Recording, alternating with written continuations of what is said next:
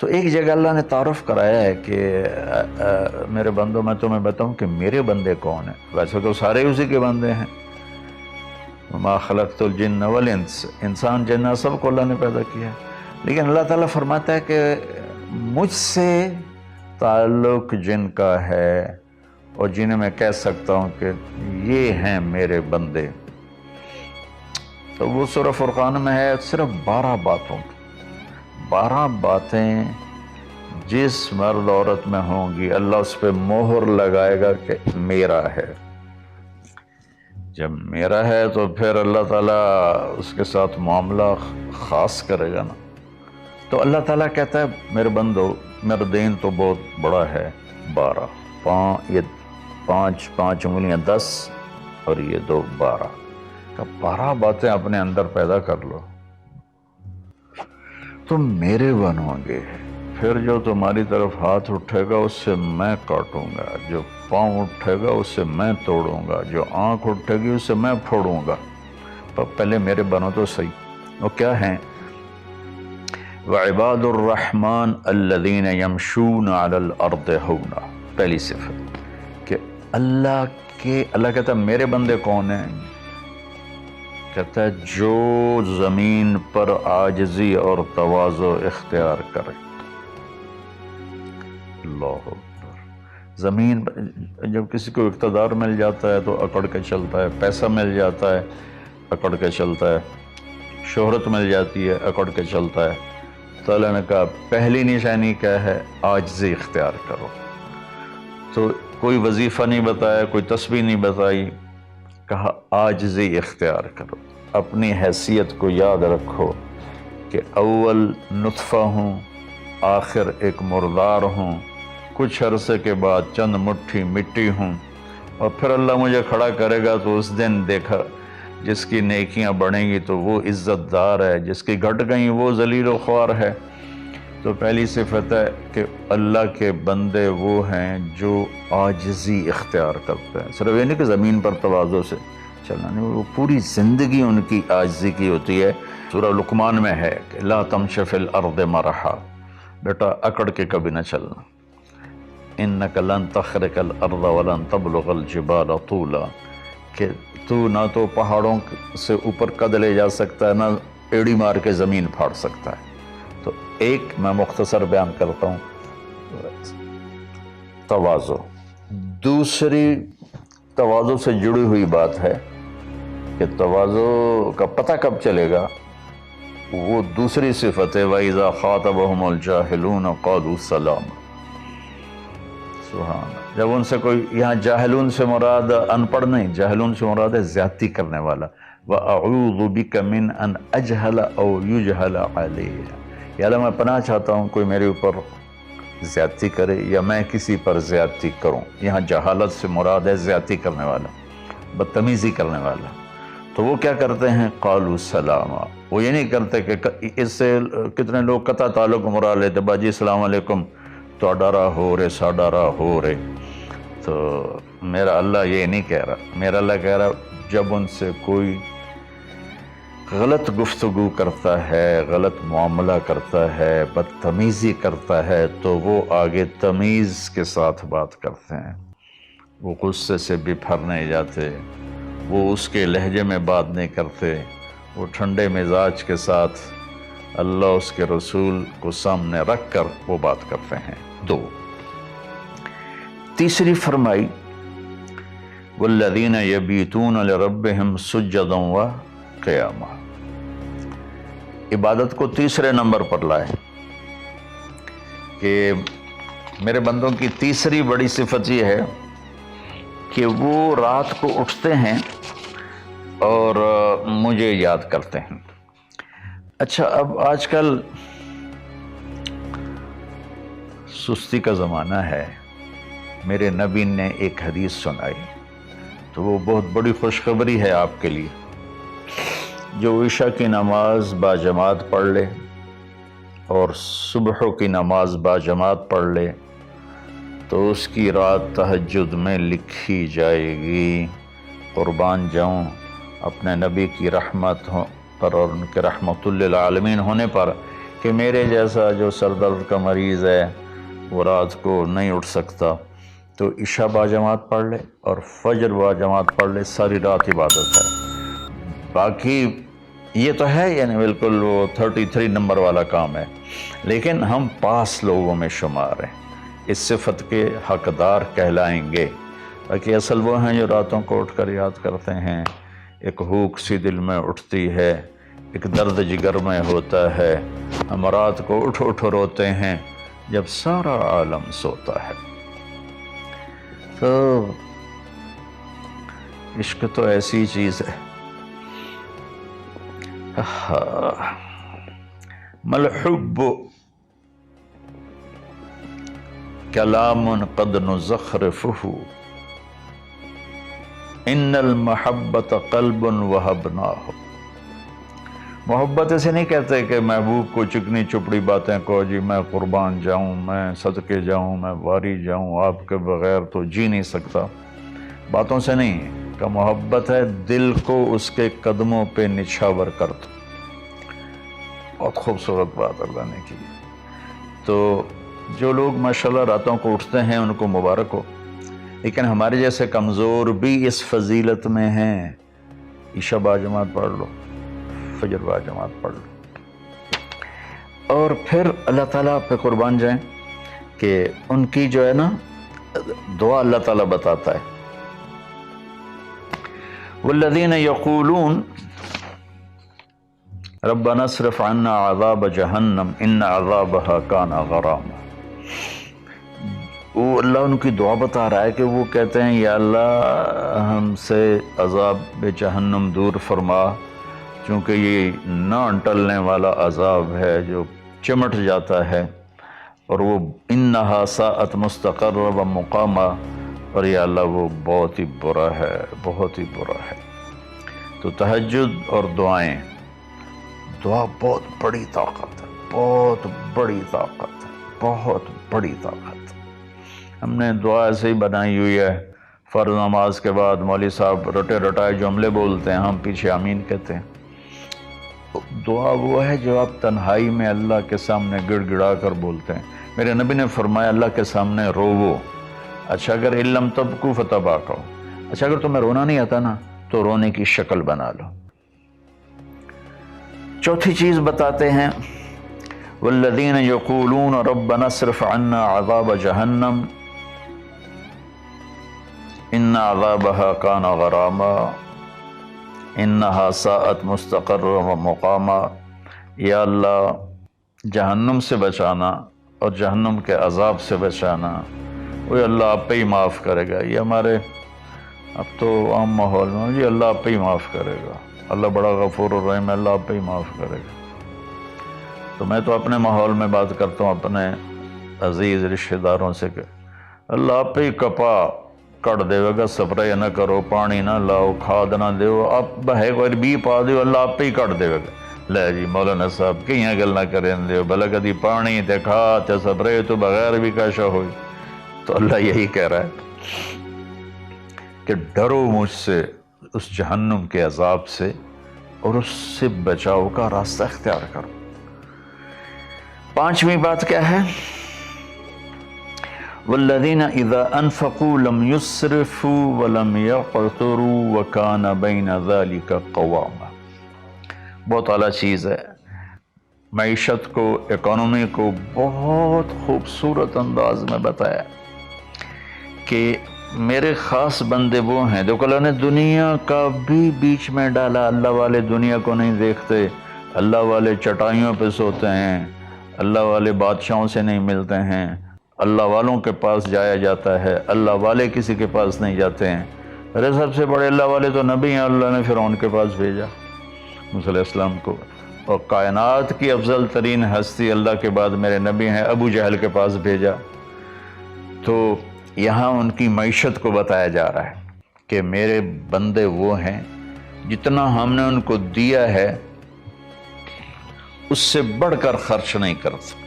قرضے اٹھا لیے، شادی آ گئی، اس پر مجھے ایک بتا رہا تھا ساتھی کہ ایک آدمی نے اپنے بچے کی شادی کی تو 40 لاکھ کی آتش بازی چھوڑی، یہ اللہ اس سے منع کر رہا ہے کہ میرے بندے وہ ہیں کہ جو ایسے نام و نام 40 لاکھ روپے کو آگ لگا دی، اس 40 لاکھ روپے پر کتنے غریب بچیوں کی شادیاں ہو جاتی، کتنے مریضوں کا علاج ہو جاتا۔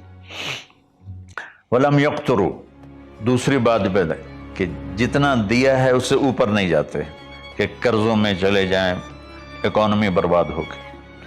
اور وَلَمْ يَقْتُرُوا، اور جتنا دیا ہے اس سے کم بھی خرچ نہیں کرتے، کنجوس نہیں ہوتے، بخیل نہیں ہوتے، لالچی نہیں ہوتے۔ یہ چیز بھی اکانومی کو ہٹ کرتی ہے کہ بس جوڑتے جاؤ اور اس کو آگے بڑھاؤ نہیں، اس کو آگے دو نہیں۔ تو اللہ تعالیٰ پہ قربان جاؤں، اس نے خاص طور پر ہمارے معاشرے میں اللہ والا وہ سمجھا جاتا ہے جس کو دنیا کی خبر ہی کوئی نہ ہو، اور اللہ والا وہ ہوتا ہے جو بس مسلح پہ بیٹھا رہتا ہے۔ اور اللہ تعالیٰ یہاں ان کی اکانومی کو بتا رہا ہے کہ وہ کام کرتے ہیں، کاروبار کرتے ہیں، وہ تجارت کرتے ہیں، وہ زراعت کرتے ہیں، وہ حکومت کرتے ہیں۔ ابو بکر سے بڑھ کے اللہ والا کون ہوگا؟ خلفائے اربعہ سے بڑھ کے اللہ والا کون ہوگا؟ تو وہ اپنے خرچ کو بیلنس کرتے ہیں۔ کل پرسوں ہی ایک ساتھی بات کر رہا تھا، اصحاب صفہ تو چٹائیوں پہ بھوکے لیٹے رہتے تھے۔ یہ شروع کی باتیں ہیں۔ عبد الرحمن بن عوف ٹاپ 10 صحابہ میں ہیں، ٹاپ 10 صحابہ میں۔ جب ان کا انتقال ہوا تو ان کی 4 بیویوں کو جو 1/8 ملا وہ 48,000 دینار تھے، تو آج کے لحاظ سے وہ 12 ارب روپے بنتا ہے۔ جس آدمی کا 1/8 12 ارب ہو تو پورا کتنا ہوگا؟ اور 10,000 بکریاں، 1,000 اونٹ، 1,000 گھوڑے، اور شام، عراق، مصر، حجاز میں زمینیں، جائیدادیں، باغات۔ یہ تو پھر اللہ والی کوئی نہیں، اور اللہ کا نبی کہہ رہا ہے یہ ابو بکر جنتی، عمر جنتی، عثمان جنتی، علی جنتی، طلحہ جنتی، زبیر جنتی، عبد الرحمن بن عوف جنتی، اور ابو عبیدہ بن جراح جنتی، سعد بن ابو وقاص جنتی، اور سعید بن زید جنتی۔ یہ سب بڑے، 4 تو ویسے ہی حکمران ہیں، خلفاء ہیں۔ اور حضرت زبیر کے 1,000 غلام تھے جو ان کی کھیتی باڑی اور تجارت کو سنبھالتے تھے، اور حضرت طلحہ کے امپورٹ ایکسپورٹ کے لیے بحری جہاز چلتے تھے۔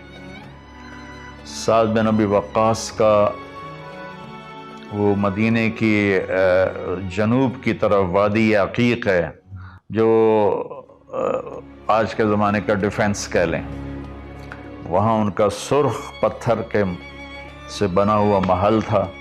تو چونکہ پوری سیرت ہمارے سامنے نہیں، تو بس وہ ایک ہی چیز دیکھتے ہیں کہ بس یہ اللہ والے تو پھٹے کپڑے ہوتے ہیں، اللہ والے تو کسی سے ملتے ہی نہیں، اللہ والوں تو ستو پھانک کے زندگی گزار لیتے ہیں۔ جب اللہ نے صحابہ کو مال دیا تو عثمان رضی اللہ تعالی عنہ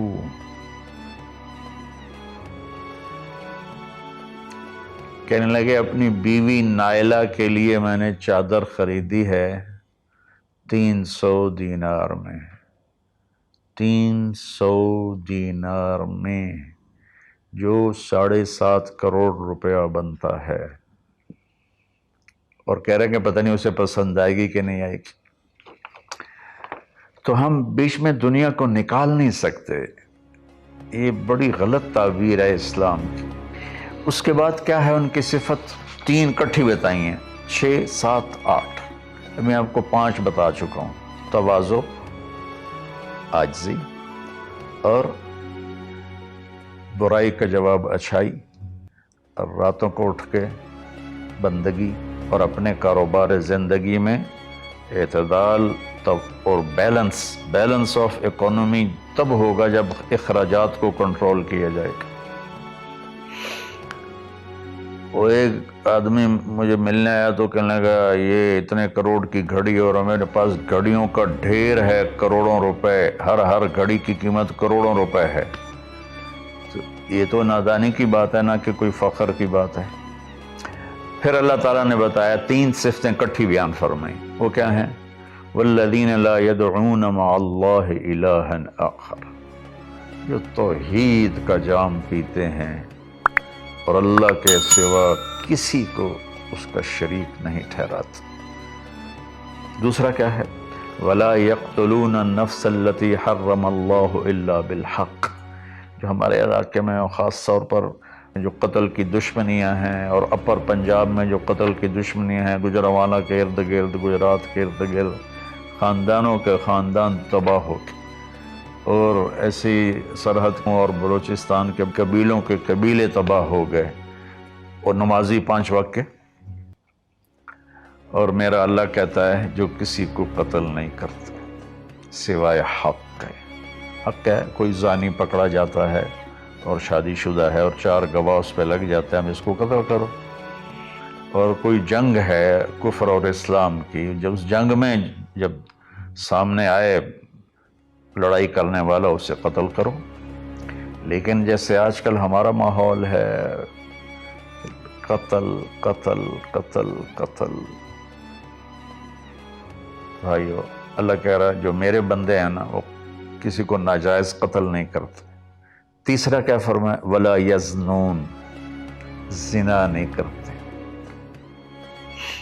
زنا کیسے پھیلتا ہے؟ بے حیائی سے، جو چند دن پہلے میں نے بات کی تھی، تو کچھ لوگوں نے برا منایا، باقی تو اکثر میں ایکسیپٹ کیا۔ زنا بے حیائی سے پھیلتا ہے۔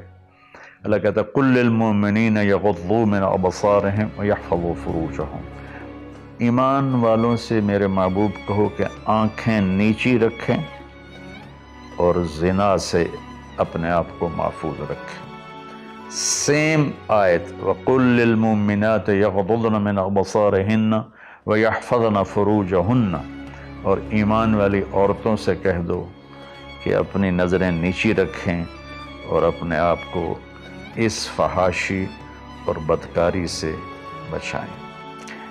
انسان جذبات کا پتلا ہے، اس کے سامنے جب بے حیائی ہوگی تو وہ یقیناً اس کے غلط جذبات ابھریں گے۔ اس لیے میرے اللہ نے، میرے نبی نے ہمیں ایک پاکیزہ اور حیا والی شریعت عطا فرمائی، اور اللہ کا فضل ہے امت کے اندر کہیں حیا چھپا ہوا ضرور ہے۔ خاص طور پر میں اپنے ان بھائیوں سے کہوں گا جو شادی کرنے کے بعد بھی الگ عورتیں رکھی ہوتی ہیں، اللہ کی قسم میں بڑے دکھ اور شرم کے ساتھ یہ بات کر رہا ہوں، کوئی میں ہٹ نہیں کر رہا ہوں، کہ میرے بھائی جو شادی کر کے بھی اور عورتوں سے تعلق رکھتے ہیں، اور اس سے بھی گری ہوئی بات ہے میری بہنیں جو شادی کے بعد بھی غیر مردوں سے تعلق رکھتی ہیں۔ یہ ہے ہمارے معاشرے میں، اللہ اس سے ہمیں بچائے۔ تو پھر آگے اللہ کہتا ہے اگر تم نے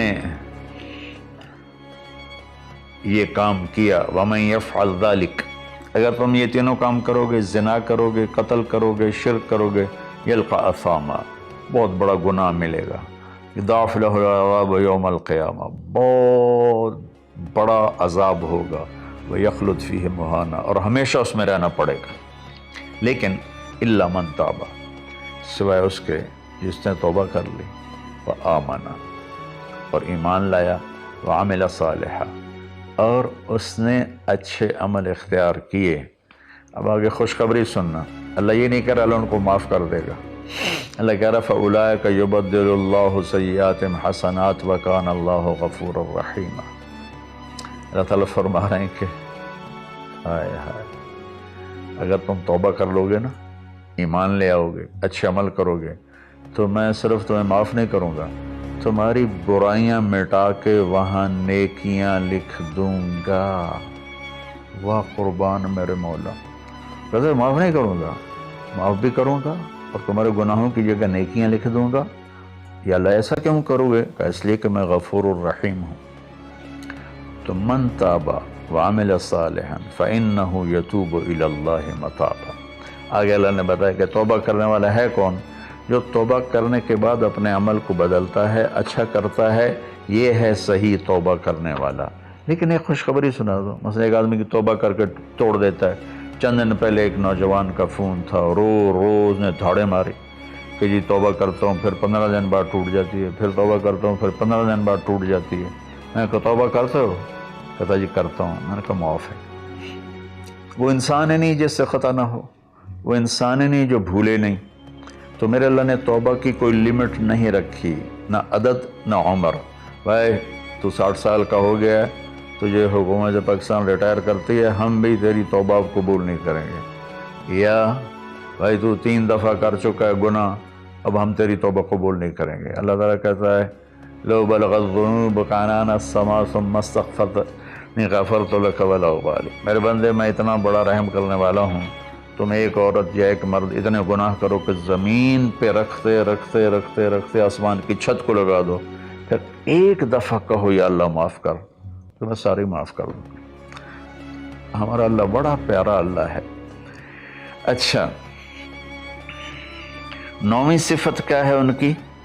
والذین لا یشہدون الزور واذا مروا باللغو مروا کراما.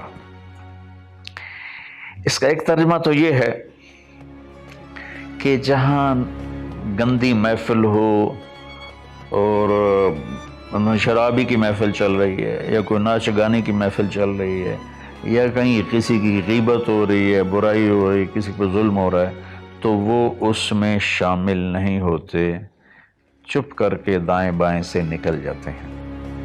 دوسرا ترجمہ یہ ہے کہ جو جھوٹی گواہی نہیں دیتے، جو جھوٹی گواہی نہیں دیتے. اچھا اس میں ایک بڑی اور خوبصورت بات ہے، مروا کراما وَإِذَا مَرُّوا بِاللَّغْوِ مَرُّوا کراما. میں دیکھوں گا شراب پی رہے ہیں بچے تو میں کہوں بدبخت نامراد ذلیل کمینے شرابیں پی رہے ہیں، چرس بیچ رہے ہیں یا چرس پی رہے ہیں، میرا یہ معاملہ ہوگا. لیکن مرو کرا جب وہ کسی غلط محفل کو دیکھتے ہیں تو عزت کے ساتھ گزر جاتے ہیں، یعنی اپنا دامن بھی بچاتے ہیں، اور جو برائی کر رہے ہوتے ہیں ان کو بھی حقیر نہیں سمجھتے. میں اپنے دیندار طبقے کے سامنے ہاتھ جوڑتا ہوں کہ غلط راہوں پہ چلنے والوں کو حقیر نہ جانیں، ان سے نفرت نہ کریں، ان سے پیار کریں. میں اپنے گاؤں میں ہوں، تلمبا 3 کلومیٹر ہے، 250 طوائفیں ہیں. ان کو صرف بیٹی کہنے پر ان کی زندگی کیا سے کیا ہوگی. وہ کچھ ان کا وظیفہ لگایا تھا تو ان کی زندگی کیا سے کیا ہوگی. تو بھائی کسی کو حقیر نہ جانو، کسی سے نفرت نہ کرو، چاہے کوئی غیر مسلم ہے چاہے کوئی مسلم ہے، لیکن تمہارے عقائد کے خلاف ہے، یا تمہارا جھگڑا ہے، تمہیں لڑائی ہے، یا وہ زانی ہے، شرابی ہے، جواری ہے، نفرت نہ کرو، نفرت نہ کرو. اور 10ویں ہو گئی وَإِذَا مَرُّوا بِاللَّغْوِ مَرُّوا كِرَامًا، کہ وَالَّذِينَ إِذَا ذُكِّرُوا بِآيَاتِ رَبِّهِمْ لَمْ يَخِرُّوا عَلَيْهَا صُمًّا وَعُمْيَانًا. جب ان کے سامنے اللہ کی بات آتی ہے تو سننے سے انکار نہیں کرتے، یعنی آنکھیں بند نہیں کرتے، کان بند نہیں کرتے، کہ جیسے اندھے اور بہرے پر چیز پیش کرو تو اسے پتہ نہیں لگے گا. تو میرا اللہ کہہ رہا ہے کہ جب ان کے سامنے میری بات آتی ہے، میرا قرآن آتا ہے، میرے نبی کا فرمان آتا ہے، تو اندھے بہرے نہیں ہوتے بلکہ غور کر کے سنتے ہیں، غور کر کے سنتے ہیں. تو اللہ ایک ان کی صفت یہ بتا رہے ہیں کہ وہ اللہ کا کلام سنتے ہیں تو تاثر لیتے ہیں اور اپنے آپ کو بدلتے ہیں، اور اپنے گناہوں پر باقی نہیں رہتے بلکہ اپنے آپ کو توبہ کرتے ہیں اللہ کے سامنے. پھر جب توبہ ٹوٹ جائے پھر رو دھو کے توبہ کرتے ہیں. 11. 12ویں صفت کیا ہے؟ سبحان اللہ. واہ جی واہ. اللہ والوں کو تو بیوی بچوں کی بھی پرواہ نہیں ہوتی. اللہ والوں کے گھروں میں تو فاقے ہوتے ہیں. اب یہ اللہ والوں کی بات بتا رہا ہوں. والذین یقولون ربنا هب لنا من ازواجنا وذریاتنا قرۃ اعین وجعلنا للمتقین اماما. سبحان اللہ. جو کہتے ہیں یا اللہ ہمیں ہمارے ازواج یعنی بیویاں، ہماری اولادیں ایسی دے جو آنکھوں کی ٹھنڈک بن جائیں، اور ہمیں متقین کا سردار بنا، امام بنا. اپنی وجاہت مانگتے ہیں، وجاہت۔ اچھا، حب، وہب، آتا، اعطا، تین لفظ ہیں دینے کے، آتا دیا، اعطا دیا، وہب دیا، لیکن تینوں کے مطلب الگ الگ ہیں۔ آتا کہ میں نے آپ کو ایک چیز دی، قلم دیا، لیکن آپ کو مالک نہیں بنایا، واپس لے سکتے، بھائی واپس کرو۔ آتا، میں آپ کو گاڑی دیتا ہوں تو میں آتا کا مطلب ہے کہ میں واپس نہیں لوں گا، یہ تمہاری پکی ملک ہو گئی۔ وہبا، میں تمہیں وہ چیز دوں گا جو تیرے خواب و خیال میں بھی نہیں ہوگی، تیرے تصور سے بھی بالا تر ہوگی۔ کیا مانگتے ہیں اللہ والے؟ یا اللہ میری بیوی ایسی ہو، اتنی اچھی ہو کہ میرے تصور سے بھی بالا تر ہو، میری اولاد ایسی ہو، اتنی نیک ہو، اتنی صلاحیت والے ہوں کہ میرے تصور سے بھی بالا تر ہوں۔ اللہ ہمیں یہ دعا سکھا رہا ہے، یہ نہیں کہا کہ مانگو آتے نہ، کہہ رہا ہے حب لنا، یا اللہ ہمارے گمان سے بھی اوپر کر کے بیوی اور بچے دے، اور ہمیں دنیا میں وجاہت دے، عزت دے۔ اس کا مانگنا انسانی حقوق میں شامل ہے۔ ہاں، ایسی وجاہت اور ایسی شہرت جس کے پیچھے شیطانی کام ہو وہ حرام ہے، ورنہ عزت نفس تو ہر انسان کو پیاری ہے۔ تو پھر اللہ تعالیٰ کہتا ہے قرۃ اعین، آنکھیں ٹھنڈی ہو جائیں۔ اس سے بڑی تعبیر پورے کلام عرب میں نہیں ہے اندر کی خوشی کی، آنکھیں ٹھنڈی ہو جانا۔ ایک اس کا الٹا محاورہ ہے، اسقط اللہ عینک، اللہ تیری آنکھیں گرم کرے، یعنی تجھے تکلیف دیکھنی پڑے، اللہ تیری آنکھیں ٹھنڈی کرے، یعنی تمہیں سکھ دیکھو، تم سکھ دیکھو۔ اور پھر آگے اللہ تعالیٰ کیا کہتا ہے؟ اولئک یجزون الغرفۃ بما صبروا، یہ ہیں وہ جن کو صبر کے بدلے جنت کے بڑے گھر ملیں گے۔